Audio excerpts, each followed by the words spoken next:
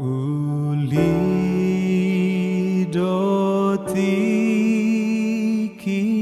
na ho. Shalom, selamat pagi dan salam sejahtera untuk kita semua. Baiklah Bapak Ibu Saudara-saudari, pada saat ini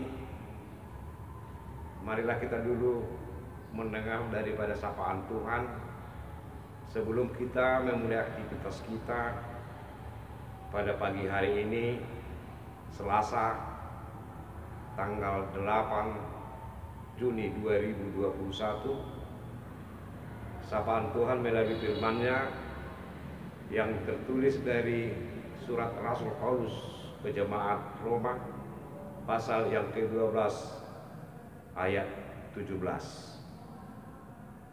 Janganlah membalas kejahatan dengan kejahatan, lakukanlah apa yang baik bagi semua orang. Saudara-saudari yang kekasih, tentu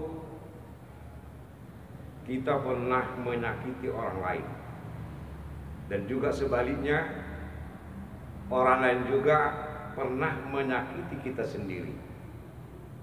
Karena itu sakit hati adalah salah satu alasan sebagian orang tidak mampu untuk mengampuni kesalahan orang lain. Mereka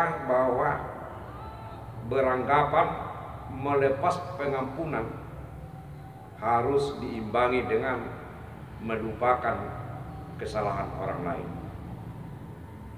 Karena itu dengan demikian mereka baru mengampuni setelah melupakan kejadian itu.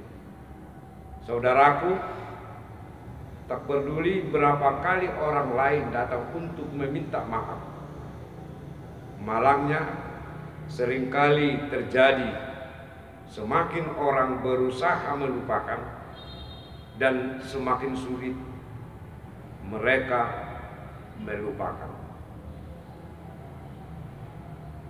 Lalu berapa lama waktu yang dibutuhkan untuk dapat memberi pengampunan terhadap orang yang bersalah?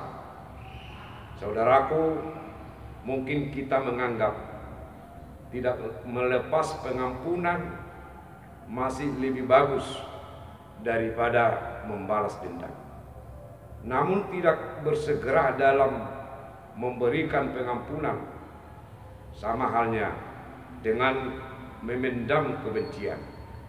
Padahal Yesus mengajarkan umat supaya memberkati orang-orang yang menganiaya mereka serta berhenti mengutuk orang lain.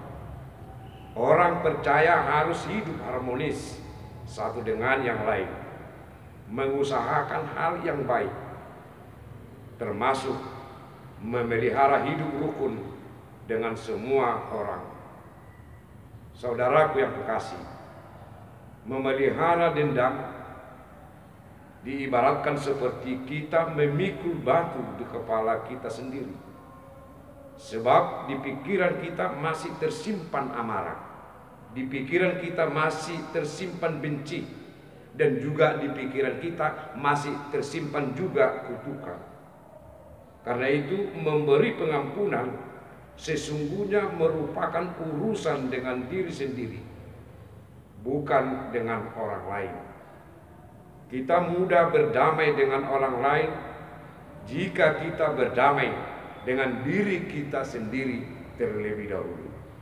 Saudaraku yang kekasih di dalam nama Yesus Kristus, memiliki kesadaran, penerimaan, serta mengizinkan diri sendiri untuk melepas luka. Kita tidak perlu berusaha menghilangkan perasaan dan pengalaman dengan menyangkal atau menggunakan obat-obatan.